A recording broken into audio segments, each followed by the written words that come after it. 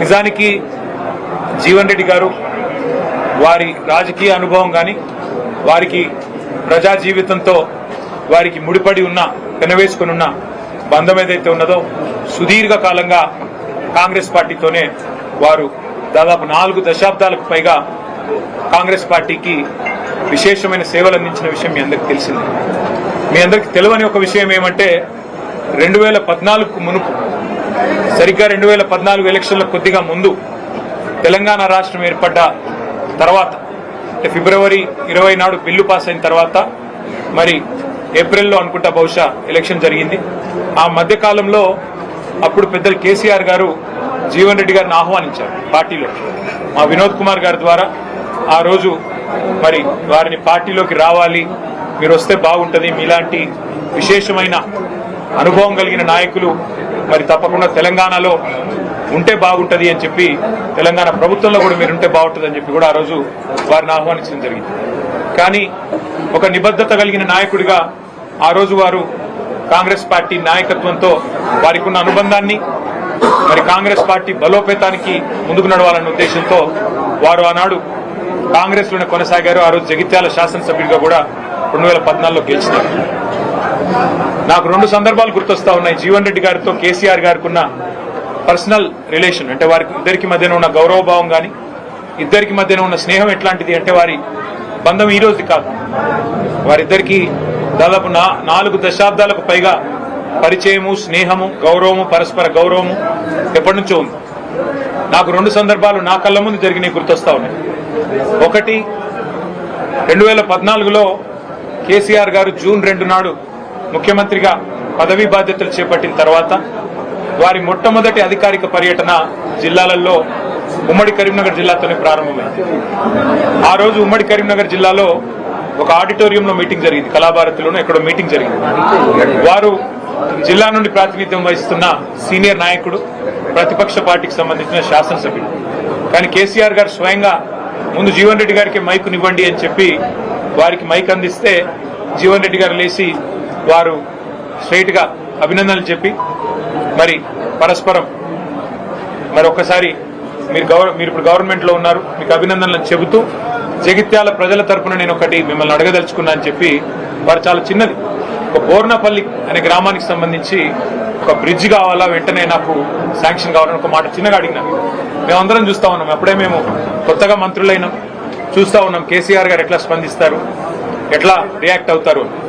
సాధారణంగా దాటవేయొచ్చు, చెప్పొచ్చు చూస్తాను అని చెప్పొచ్చు, పరిశీలిస్తాను అని చెప్పొచ్చు. కానీ జీవన్ రెడ్డి గారి మీద ఉన్న గౌరవం, వారి మీద ఉన్న ప్రేమ ఎట్లాంటిదంటే క్షణంలోనే వెంటనే అక్కడే శాంక్షన్ చేసి 75 కోట్ల బ్రిడ్జ్ ని అక్కడికక్కడే కరీంనగర్ ఉమ్మడి జిల్లాలో ఇచ్చిన మొట్టమొదటి శాంక్షన్ కేసీఆర్ గారు ఆ రోజు జీవన్ రెడ్డి గారి కోరిక మేరకు, వారి విజ్ఞప్తి మేరకు ఇచ్చిన ఆ బ్రిడ్జ్. తర్వాత ఇంకో సందర్భం గుర్తొస్తా ఉంది నాకు.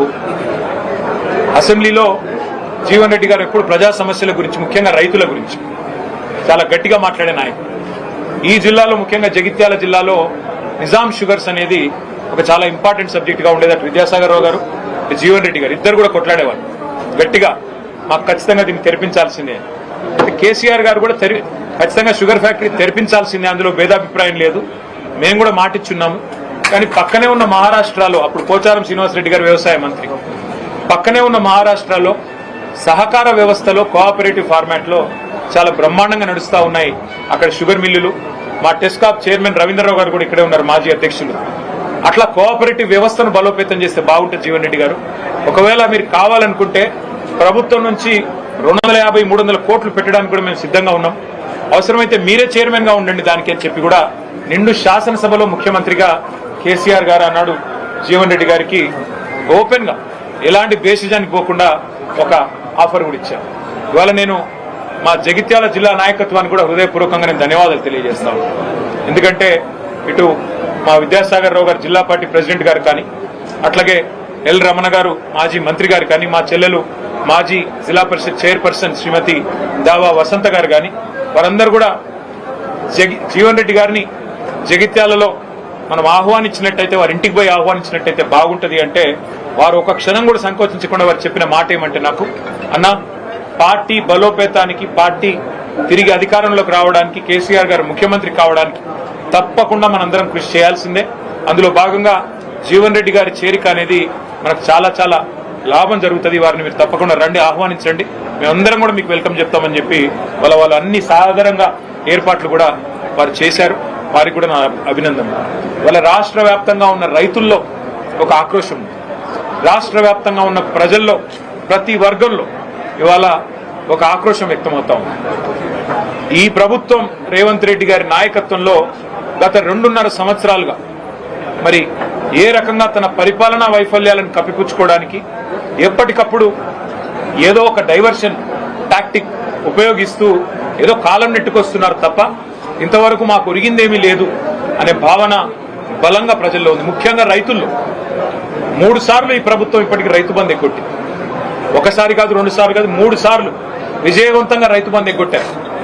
3 సార్లు రైతు బంధు ఎగ్గొట్టడం అంటే ఒక్కొక్క దఫా వాళ్ళు చెప్పిన 9,000 కోట్లు లెక్కేసుకున్న 27,000 కోట్లు ఈ 2.5 సంవత్సరాల్లోనే ప్రభుత్వం 70 లక్షల మంది రైతులకు బాకీ పడ్డది. 27,000 కోట్లు ఎగ్గొట్టి 20,000 కోట్ల రుణమాఫీ చేసినా అని చెప్పి రేవంత్ రెడ్డి గారు ఏదైతే రైతులను మభ్యపెట్టే ప్రయత్నం చేస్తున్నారో రైతులు ఆవేదనతో ఉన్నారు. అట్లాగే రాష్ట్ర వ్యాప్తంగా ఉన్న మహిళలు నిన్న రేవంత్ రెడ్డి గారు మాట్లాడిన మాట కూడా చూస్తున్నారు. బాసరలో ఆయన మాట్లాడిన మాటలు ఎంత దారుణంగా, ఎంత అవమానకరంగా, ఒక ముఖ్యమంత్రి స్థాయికి తగని మాట. ఎంత పెద్ద కండలు తిరిగిన పైల్వానైనా 3 నెలల్లోనే పిల్లలు పుట్టించలేడు కదా, ఇది ఒక ముఖ్యమంత్రి నోట్లోంచి వచ్చే భాషనైనా, ఒక ముఖ్యమంత్రి మాట్లాడే భాషనై అసలు 3 నెలలు అన్న మాట చెప్పింది ఎవరండి? మేం చెప్పినామా? ప్రజలు అడిగారా? మీరే కదా సంతకాలు పెట్టింది, మీరే కదా రేవంత్ రెడ్డి గారు పిసిసి అధ్యక్షుడిగా, మీ బట్టి విక్రమార్క గారు సిఎల్పి లీడర్ గా 100 రోజుల్లోనే 6 గ్యారంటీలు అమలు చేస్తామని నొక్కి చెప్పింది మీరు, గ్యారంటీ కార్డులు ఇచ్చింది మీరు, ఆర్థిక పరిస్థితి మొత్తం మాకు తెలుసు అని చెప్పి ఉదరగొట్టింది మీరు. ఇవాళ ఏ ఒక్క హామీ అమలు చేయకుండా ఈ అపసవ్యపు మాటలు మాట్లాడుతున్నది మీరు. పెద్దలు జీవన్ రెడ్డి గారు లాంటి నికార్సైన కాంగ్రెస్ నాయకులను అవమానించి వారి ఆత్మగౌరవాన్ని దెబ్బతీస్తున్నది మీరు. ఇది ఒక జీవన్ రెడ్డి గారి విషయంలో కాదు నేను మాట్లాడుతున్నాను.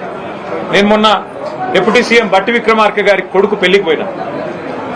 ఒకరు కాదు, ఇద్దరు కాదు, ఒక 100-150 మంది కాంగ్రెస్ కార్యకర్తలు నా చేతిలో చేసి అన్న వచ్చేది మీ ప్రభుత్వమే. అది సందర్భము కాదు, రాజకీయ వేదిక కాదు, ఇంకోటి కాదు. ఎందుకు చెప్తా ఉన్నా అంటే కాంగ్రెస్ పార్టీ కార్యకర్తల ఆక్రోశమే ఇట్లా ఉంటే సామాన్య